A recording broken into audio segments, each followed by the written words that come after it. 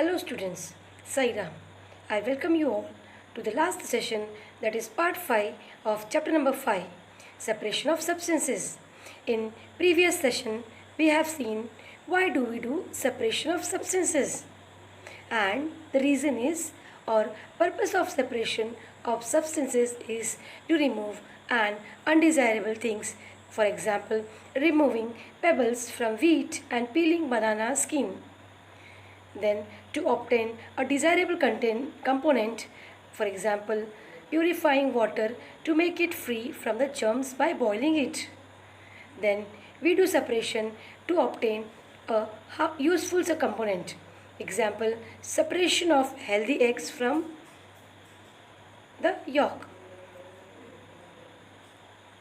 Then we have seen different methods of separation, and the different methods of separation we will see one by one. First is hand picking.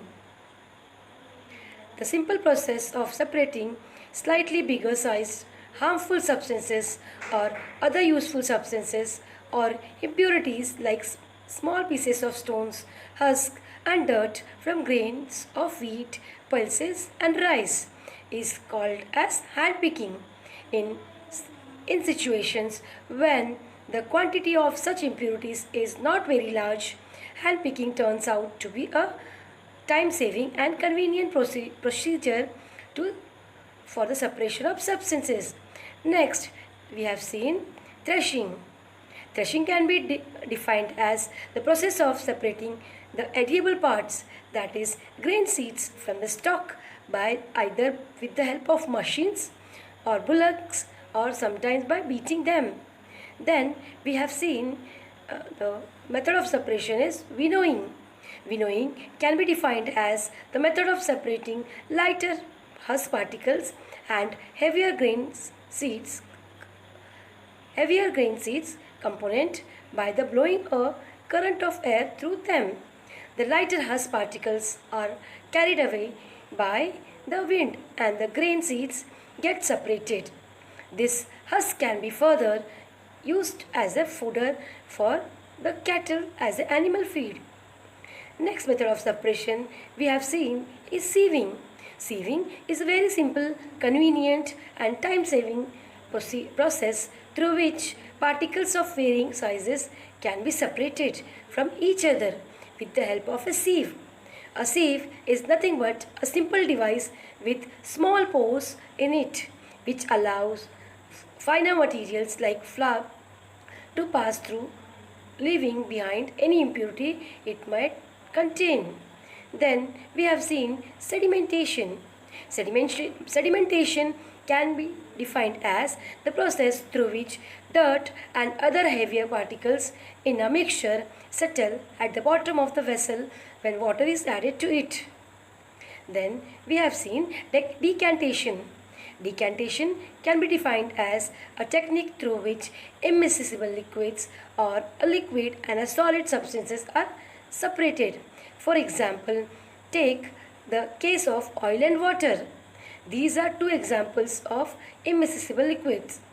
Once we pour oil in water, oil forms the upper layer of water and it can be easily separated by gently pouring the mixture in another container till all the oil has been removed. Sometimes smaller dirt particles get carried away along with the water in the process of decantation, which needs to be further removed. This can be achieved through the process of filtration. Filtration is the procedure or process through which smaller particles like dust, etc. are separated from a solution by making the solution pass through a medium, often a filter paper. This medium is such that only liquids are able to pass through it because of the presence of very tiny pores on it. The filter paper is molded to form a cone, and this cone structure is then affixed to a funnel through which the dirty solution is allowed to pass.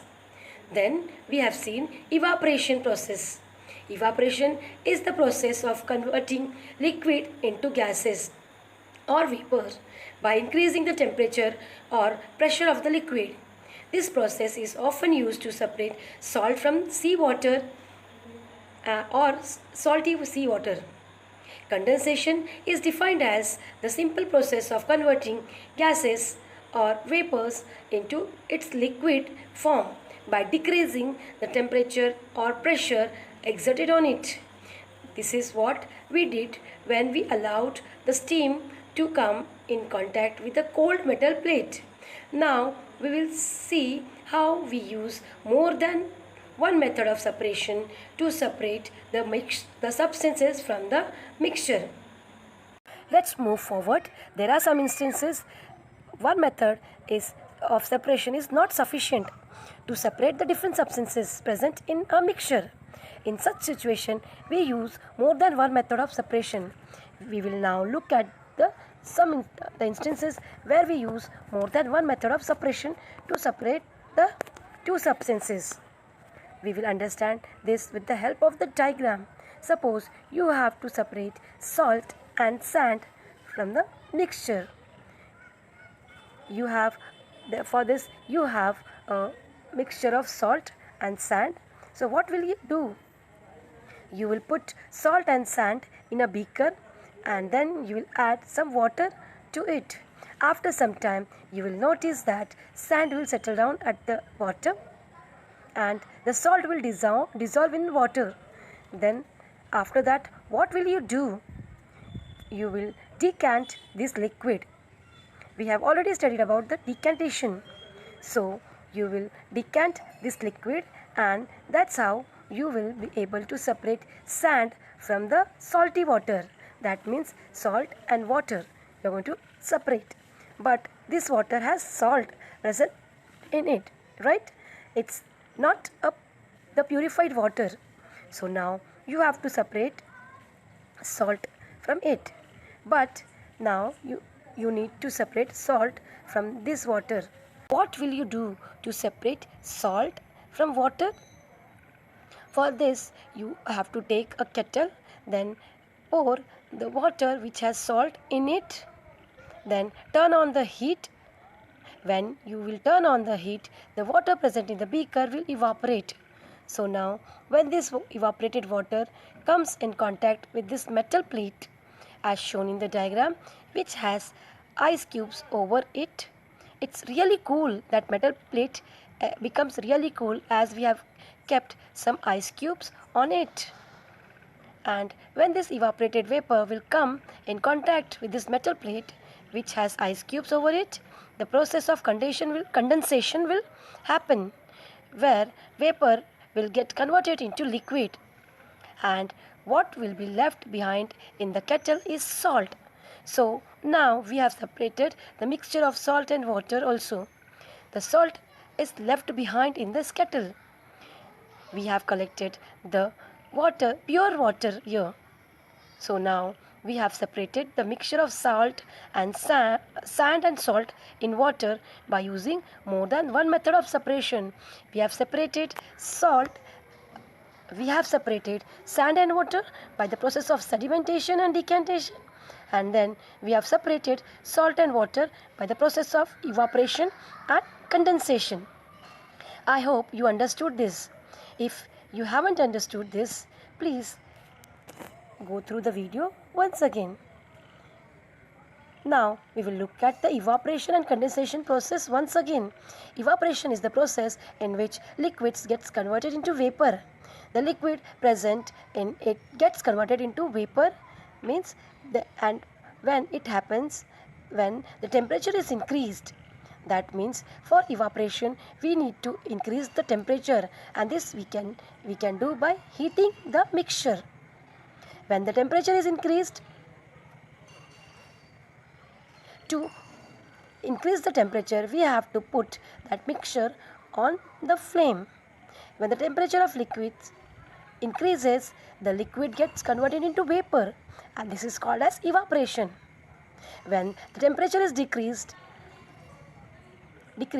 because the metal plate with ice over it, so that vapor will get cooled, or we can say that vapor will get converted into liquid because of the cooling process. This process is known as condensation. you all have to do one activity for me. You have to take a beaker or a glass or a cup, take some water in it and add some spoons of sugar in it. Try to dissolve and stir continuously. So you dissolve all sugar in it. After some time, you will notice that when you will add sugar again, you will not be able to dissolve the sugar anymore. And this to the particles you will see, and you will see the particles of sugar will settle down at the bottom of the container of the cup. So this solution, which cannot be dissolved anymore solute, is known as saturated solution. What you have to do for me is you have to tell me that in live session that how many spoons of sugar you could dissolve in 1 cup of water. You have to do this. And one more thing is there. You can do the same experiment with salt, and then you have to check how many spoons of salt you can dissolve in 1 cup of water. Children, here instead of taking glass, you take one cup, so it will be easier for you to dissolve sugar or salt in it.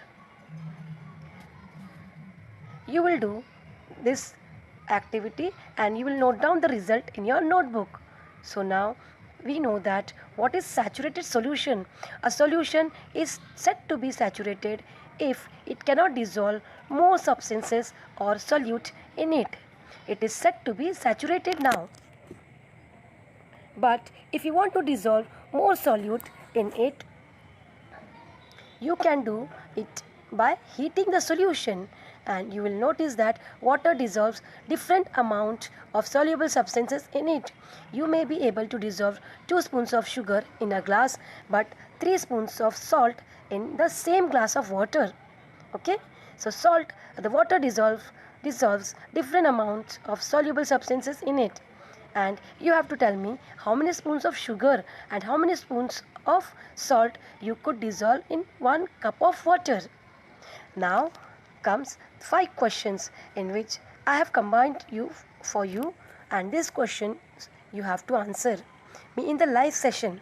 And the first question is, which method you will use to separate stone and rice? And second question is, which method you will use to separate husk and grains? Like this, what all methods you will use to separate grains and stalk, then sand and water, then salt and water. Children, write down these answers in your notebook. In live session, I am going to ask you the same question.